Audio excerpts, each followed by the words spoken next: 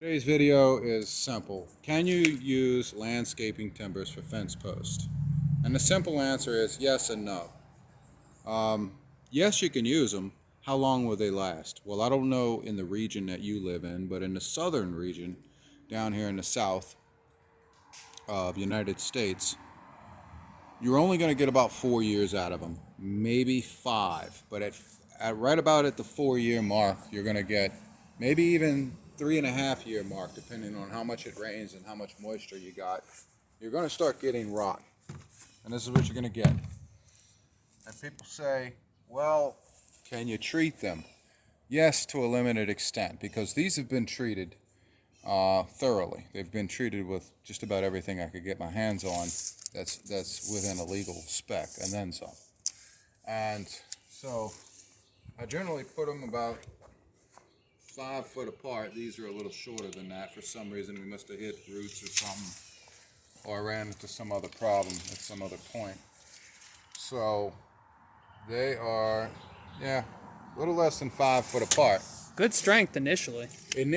But what was the reason why I used landscaping timbers? Well, because at the time there was a sale on them, and the sale, general price 4 years ago for landscaping timbers were about $2 a piece, right over $2, maybe $2.15, $2.20. Some people have even found them as low as $1.70. And these are their true dimensions, which were 3.75 is their true dimensions, and their dimensions long way sideways is about 2 3/4. So they're 2 3/4 by 3 3/4, so a little bit bigger than a 2x4. Of course, they have this rounded edge that makes them inconvenient to use. However, they do not hold up for some reason. I guess it's because it's the center of the wood. Maybe it's the pulp of the wood. I don't know. They're not treated as good. They're not, they're the cheaper version. Maybe they're young pine. I don't know what they are, what they're made out of, but they seem to have the same green residue that, the pressure treatment, the cyanide or whatever they use on them to treat them. Lightly treated, maybe. Yeah, they're just not treated good enough to last beyond 4 years for a structural fence use. Now, I knew that. I researched that before I threw a fence up, but we're talking about 134 foot of fence times 2 for property depth, and then 78 feet across times 2 plus a gate. Now, when you're adding all that up, and privacy fence was much cheaper back then, 4 and 5 years ago, you're still getting into the $4,000 mark in just materials alone. And that's when fence boards were $1.70 a piece. Now they're $2.30 a piece. Correct. So we just keep climbing. So what are landscaping timbers today? Landscaping timbers today are, for some reason in my region, are smaller and more emaciated looking. Yeah, they're not as big around as We these don't are. have an actual modern landscaping timber today that we've been seeing come in on trucks and pallets and stuff at your local Lowe's, Home Depot, and all that. The ones that we see today are not as thick as this, as the older landscaping timbers. They seem to be, instead of having that extra 1/4 inch on both sides, they seem to be more like a 2x4, except for the width of them, the thickness of them.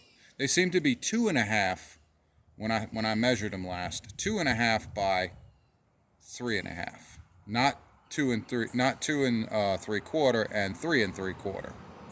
So yeah, they seem to be a lot more emaciated than these. So I imagine they might last less amount of time. Because of less wood to go through, yeah. So what was the reason why we chose landscaping timbers? Because we had to go up fast, quick. We had On a budget. On a budget, we knew that we were going to come back and replace these one at a time in the future. And so that's what we started doing over time. So we'll get you a fence up, but how long that fence lasts, I don't know. Now, if you're doing this and you're going to wrap barbed wire around it or something for a country style fence or something like that, or chicken wire or barbed wire or something like that, then you're going to be in a world of trouble, because now you got a landscaping timber that's rotted at the bottom, and it's 4 years later if you're in a southern region, and you're not going to get anything else out of that. And guys on the internet and forums and the ones that argue with them, they were correct. And they were also correct that some of them do bow when it rains. So not all of them bow if you try to get the right pallet. And it is good to put them up wet. In fact, we built this fence practically in the rain. We built it in, let's see, two guys built 134 feet of fence, skimping on runners, meaning just putting 2 runners and not 3. Well, in this case, we put 1 at the bottom because this fence rises up just a little higher than the norm. Back here it does. In the front, it does not. The treated 2x4 held up better than the landscaping timber. It did. Ground contact. Right. And so we fought, all this has been sprayed with termite killer over and over again. But constantly spraying these things, this has been sprayed with linseed oil, stain, other things I can't tell you on camera, things like that, and it's still not holding up. The posts have been, some of them we tried on the other side, dipping them. This one's still holding up. Yeah, that one's fine, and some seem to rot. Most of them have rotted by now, or getting there. And they're starting to do this. They're giving way. They're loose. This one's still strong, but it's split. It's opening up. It's getting fungus through it. I got some that have vines growing right through them. And so we knew that these would be temporary, and that's all we did them for. And we knew that we were going to come back and add a 3rd runner later on when we put 4x4s and 4x6s up. Because 4x4s and 4x6s will, over time, on a budget, we were going to slowly dig these up and introduce them, or cut them off at the base level and go side on side of them and run what we said, so that we would. And I will say this, they did hold up for the most part through 2 hurricanes. One of them was a direct hit, category 2, and one of them was a side swipe. The side swipe the fence held up to, and that was early on when we first built the fence, probably about 6 months into the fence being erected. And it held that And wind. it held that wind because the post was so close together. If it wasn't that way and the posts were further 6 foot apart like you would normally do a fence with steel poles, it would have just bent the steel poles over. But instead it allows these to flex and not necessarily crack because they were too close together.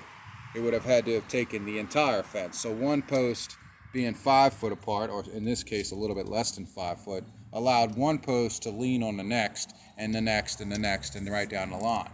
So like I said, we've been slowly going with 4x6s and 4x4s. So we're doing 2 4x4s and then 1 4x6. 2 4x4s, 1 4x6. And that's how we're going to do the long stretches. And We've we're been going to replacing these slowly over time. Right, I've already said that. So let's look at what really happens in the ground so people get an idea. All right, so each time we dig one up, we do an inspection. Right, so the first thing we do is grab a sawzall with a metal cutting blade, and we cut the screws that were holding the runners to the landscaping timber. Of course, cut it off and pull the landscaper and timber away from the fence. And this part was in the concrete, believe it or not. That was the very bottom. This was in the ground, and then you can see a little concrete residue, and we broke all that up and reused it in the hole to help use as filler when we put our 4x4 in to replace. And you see there's a 4x4 there that we used to replace right there. And that's just one, and we're doing every 3rd one right now as the budget allows. Of course, we're in the middle of a collapsing economy, or a forced collapse, and that doesn't make things nice, but that's politics. And so this is what you're looking at. That's the middle of the landscaping timber. Right above that section. Right, this would be probably between ground and concrete. So for some reason, the middle rots out, not necessarily the extreme end. Well, it's water splashing and all that stuff, and then it's concrete holding moisture, and it's, some people say bring the concrete all the way up to the landscaping timber, or the 4x4 post to the top here, and then slope it off so water doesn't sit and go in there. I think all those little things do make a difference, but I don't think they make the bulk of the difference. They just don't. And so that is the result of our landscaping timber. And this is one of the landscaping timbers that was pulled. Right. And so you got things like crazy ants that are coming in from Argentina. You got Southern termites. southern termites. You got things like that these are trying to resist. And this is what you get out of it. But we knew what to expect. So like I said, we did this because the fence had to be erected really quickly for safety purposes and privacy concerns. And fortunately, where this was done, no permit was needed if the fence didn't exceed a certain height. And that's out of city limits in most cases. That's how it is. So, wait, let's go back down here.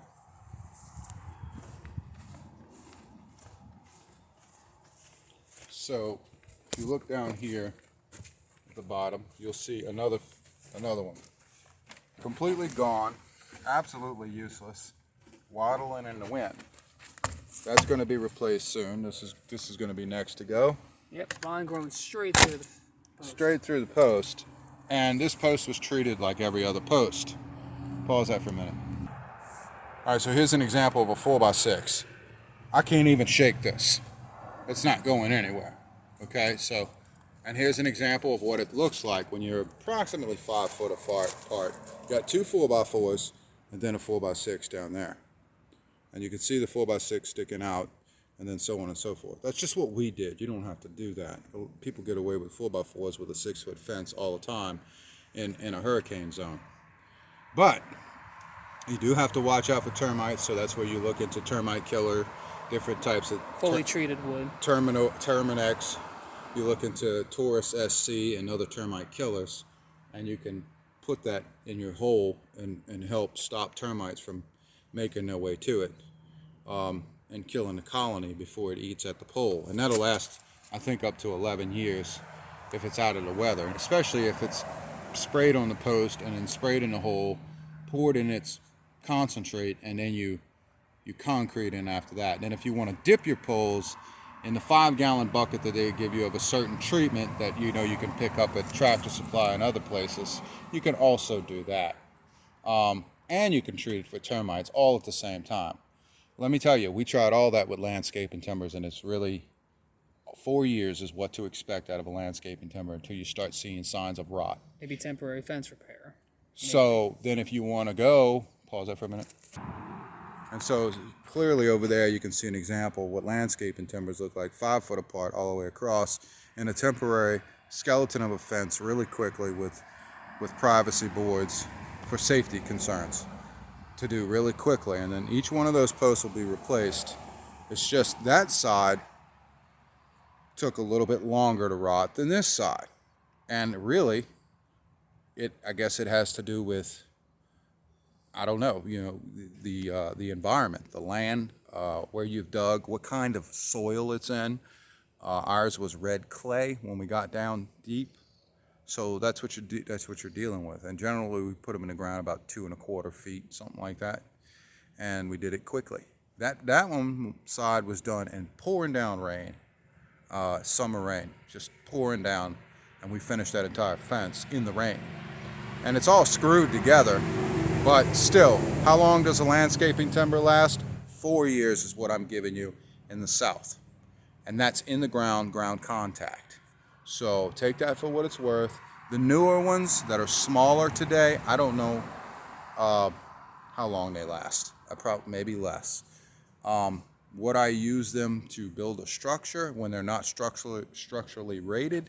Yeah, if they came down on the price by about $1.50. No, because they're $4.50 for those cheap ones now.